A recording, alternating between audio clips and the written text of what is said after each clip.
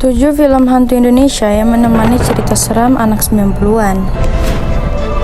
Bila kalian anak kelahiran tahun 90-an, maka masa kecil kalian dipenuhi dengan cerita hantu yang sangat banyak beraneka ragam. Dari kisah sundel bolong yang suka menculik anak kecil, hingga permainan jelangkung yang dulu hits banget di kalangan anak tahun 90-an. Semua cerita seram tersebut datang dari sebuah film atau acara televisi yang pastinya banyak ditonton oleh anak tahun 90-an, berbeda seperti sekarang ini. Kita dapat mencari bahkan menonton cerita dari negara lain lewat gadget. Bila dulu hiburan yang paling populer adalah acara televisi, dan salah satu yang menjadi favorit tontonan anak tahun 90-an adalah cerita film hantu Indonesia yang tentunya banyak sekali.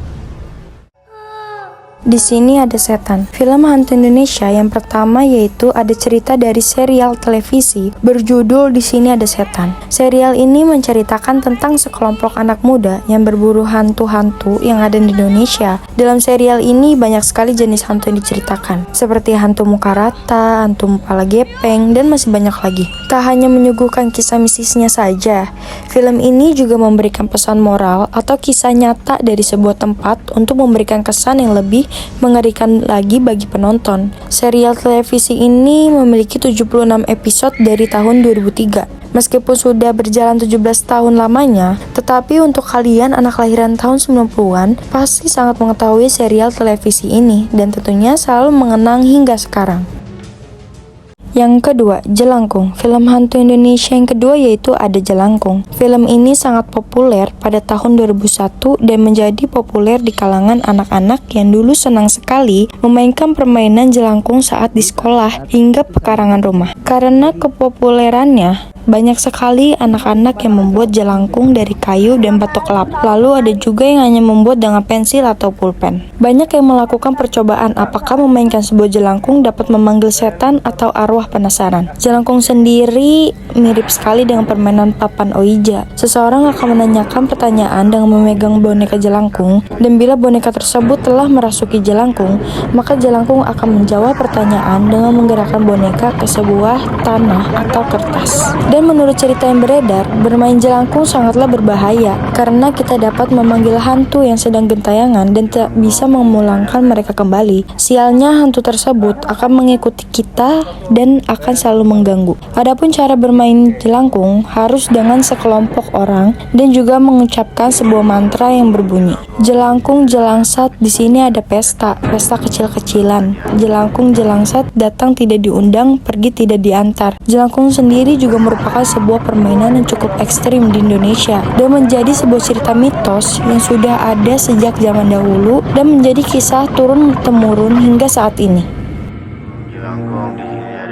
Keempat, Si Manis Jembatan Ancol. Lalu nostalgia film hantu Indonesia yang selanjutnya yaitu Si Manis Jembatan Ancol. Bagi kalian yang merupakan anak kelahiran tahun 90-an, maka kalian akan mengetahui kisah dan film Si Manis Jembatan Ancol. Cerita tentang Si Manis Jembatan Ancol merupakan sebuah kisah legenda Betawi dan telah lama diceritakan hingga saat ini. Menurut cerita, Si Manis Jembatan Ancol merupakan seorang wanita muda cantik jelita yang diperkosa dan juga dibunuh di area jembatan Ancol. Sudah banyak penelitian yang dilakukan untuk mencari tahu tentang bukti bahwa cerita Si Manis Jembatan Ancol adalah benar. Walaupun begitu, sudah banyak masyarakat Indonesia yang tak sengaja melihat dan bertemu oleh si Manis. Menurut banyak cerita, Si Manis Jembatan Ancol ini menggunakan pakaian merah dari atas sampai bawah. Tapi ada juga yang tak pernah melihat si Manis walaupun sudah menunggu begitu lama. Film Si Manis Jembatan Ancol pertama kali diangkat ke layar kaca pada tahun 1993 dan sudah beberapa kali dibuatkan kisah lainnya di layar kaca.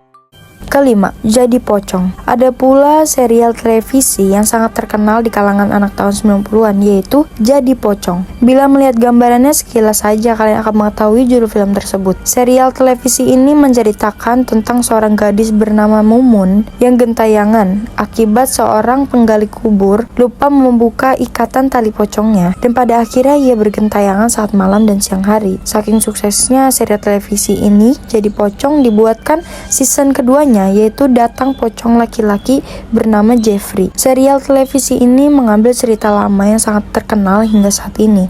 Dan cerita itu adalah bila seseorang lupa untuk melepaskan ikatan kelapa pada kain kafan, maka orang yang meninggal tersebut akan menjadi pocong dengan cara bangkit dari kubur dan bergentayangan saat malam hari. Itulah mengapa serial televisi ini sukses dan diterima oleh masyarakat Indonesia saat itu. Rilis pada tahun 2002 membuat serial televisi itu sangat berkesan hingga sekarang bagi anak 90-an.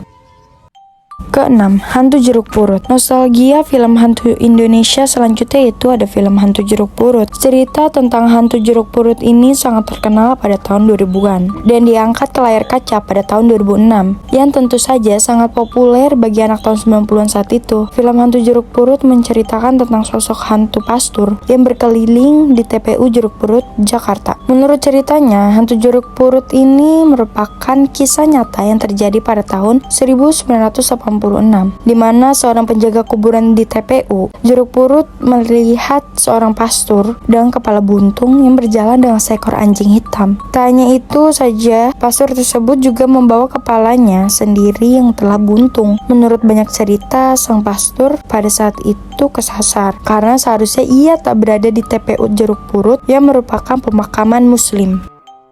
Ketujuh, Terowongan Casablanca. Film hantu Indonesia yang terakhir yaitu ada Terowongan Casablanca. Bagi kalian warga Jakarta, maka cerita ini sudah tak asing lagi. Bahkan dari luar Jakarta pun tahu tentang cerita yang begitu melegenda ini. Hal ini juga terjadi akibat banyaknya kecelakaan yang terjadi pada terowongan tersebut. Ada yang hanya mengalami luka ringan hingga kematian. Banyak sekali cerita yang terjadi pada terowongan tersebut, seperti ada wanita bertudung merah hingga penampakan laki-laki yang gantung diri di mulut terowongan. Karena cerita tersebut sangat banyak dibicarakan oleh para masyarakat, maka dibuatlah kisah Terowongan Casablanca ke layar lebar dengan judul yang sama. Dan tentu saja pada saat itu film ini sangat sukses di pasaran. Itulah 7 film hantu Indonesia yang bisa membuat anak 90-an bernostalgia akan cerita tersebut. Selain menjadi sebuah hiburan, nyatanya film-film hantu tersebut merupakan sebuah cerita yang sudah ada sejak zaman dahulu dan tetap diteruskan hingga saat ini. Yang tentu saja membuat hal ini menjadi sebuah cerita unik di Indonesia.